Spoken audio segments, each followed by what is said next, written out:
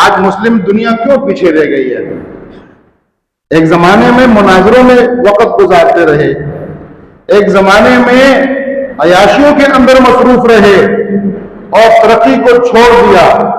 حالانکہ جتنے آج دنیا میں ترقی ہے، اس کی اکثریت اس ترقی کے جو بنیاد ہے وہ مسلمانوں نے فراہم کی ہے، اور پھر جب انہوں نے اپنی اس ترقی کو چھوڑ دیا اور دوسرے کاموں میں پڑ گئے تو اغیار آگے بڑھ گئے۔ دنیا یہ وقت کسی کا انتظار نہیں کرتا، جو محنت کرتا ہے وہ آگے بڑھتا ہے۔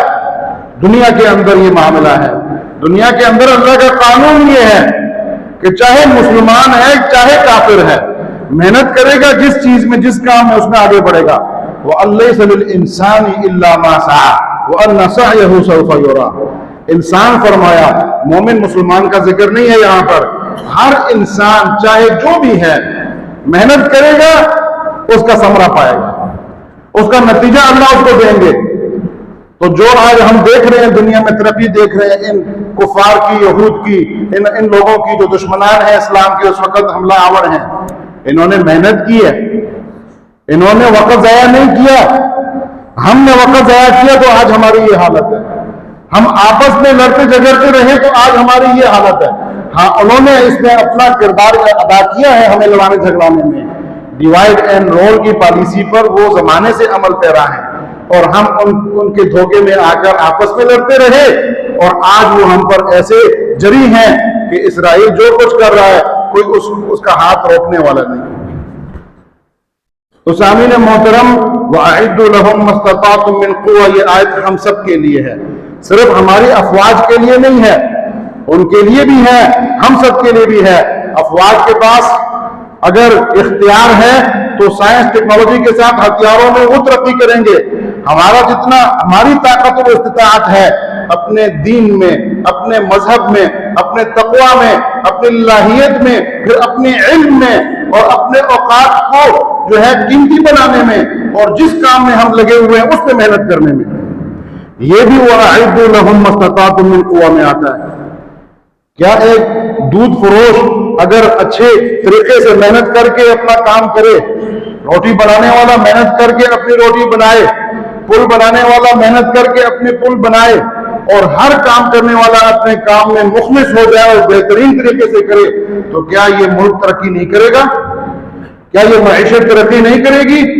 کیا آج یہ جنگ معیشت کی جنگ نہیں ہے؟ بالکل آج کی یہ جنگ معیشت کی جنگ ہے۔ اسی وجہ سے ہم سب مسلمان حکمران دیکھتے ہیں خاموش بیٹھے ہوئے ہیں۔ آج اگر ان کے پاس یہ طاقت ہوتی جیسے چائنا کے پاس ہے، اگر کوئی ایک اسلامی ملک ایسا ہوتا، چائنا، رشیا، امریکہ، جس طرح یہ ملک ہیں، کوئی ایک اسلامی ملک ایسا ہوتا تو آج غزہ کی یہ حالت ہوتی؟ کوئی ہمت کر سکتا غزہ کے اوپر ایسی نظر اٹھانے کا؟ جس وقت تھی ہماری خلافت قائم تھی اس وقت کسی کی ہمت نہیں تھی۔ جب ہماری خلافت کو توڑ دیا گیا، مسلمانوں کو تقسیم کر دیا گیا، پارا پارا کر دیا گیا، چھوٹی چھوٹی ریاستیں بنا کر اوپر حکمرانوں کو بٹھا دیا گیا کہ اکیلے کچھ نہیں کر سکیں گے، اور آپس میں اتحاد کا ان کو موقع نہ دیا جائے، لڑتے جھگڑتے رہیں۔ آپ آج دیکھتے ہیں نا کہ پاکستان کے مقابلے میں عرب ملک ہندوستان کو زیادہ توجہ دیتے ہیں کہ نہیں دیتے؟ ان کو زیادہ ترجیح دیتے ہیں کہ نہیں دیتے؟ اور وہی مسلمان مملکتیں ہیں، اسلام کا رشتہ ہے ہمارا آپس میں، لیکن مفادات ان کے ساتھ ہیں۔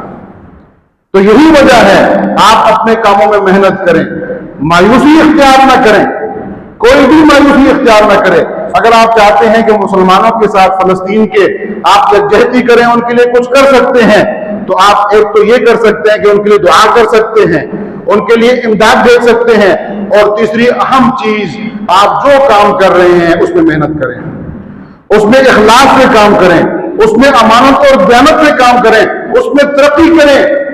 یہ بھی ان کی مدد ہے۔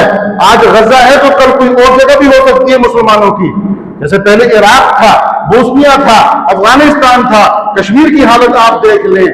تو کیا اگر مسلمان آج طاقتور ہوتے تو کیا یہ اغیار ہم پر ایسے حملہ آور ہوتے؟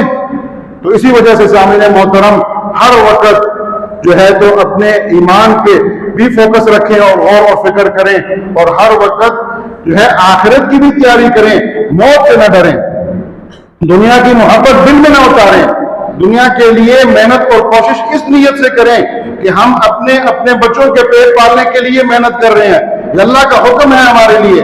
ہم اپنی معیشت کو مستحکم کرنے کے لیے محنت کر رہے ہیں. اس سے مسلمان ممالک مستحکم ہوں گے اور ہمیں غلبہ حاصل ہونے کے لیے یہ ایک سبب اور ایک جو ہے اسباب میں سے یہ ایک ذریعہ ہوگا. تو آپ کا یہ دنیا کا کام بھی دین بن جائے گا. دنیا کا کام بھی دین بن جائے گا.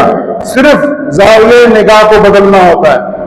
آپ دیکھیں دین کیا ہے اور دنیا کیا ہے. دین وہ ہے جو اللہ کے لیے ہے.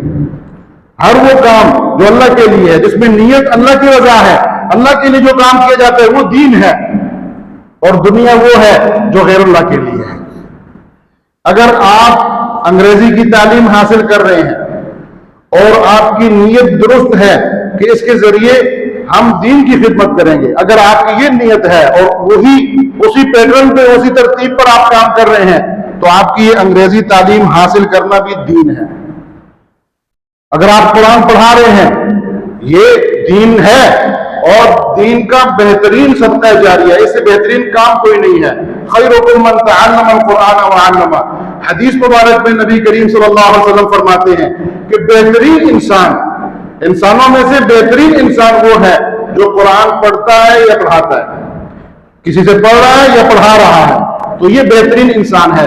لیکن سامعین محترم, اگر زاویہ نگاہ بدل جائے, قرآن پڑھنا پڑھانا اگر اللہ کے لیے نہ رہے, دنیا کے لیے رہ جائے, تو کیا یہ دین ہوگا؟ نہیں, یہ پھر دنیا ہوگی, کیونکہ نیت کا دار و مدار ہے. انما الاعمال بالنیات. تو اس لیے زاویہ نگاہ کو درست کریں. جس کام میں بھی آپ مشغول ہیں اس میں محنت کریں, اپنی نیت کو درست کریں اور اپنے ایمان کو اس پر آپ فوکس کریں. انشاءاللہ تعالی مایوسی نہیں اختیار کرنی. ایک وقت آئے گا کہ یہ اسلام پوری دنیا پہ غالب ہوگا. اللہ پاک ہمیں سمجھ کی توفیق نصیب فرمائے. وآخر دعوانا الحمدللہ رب العالمین.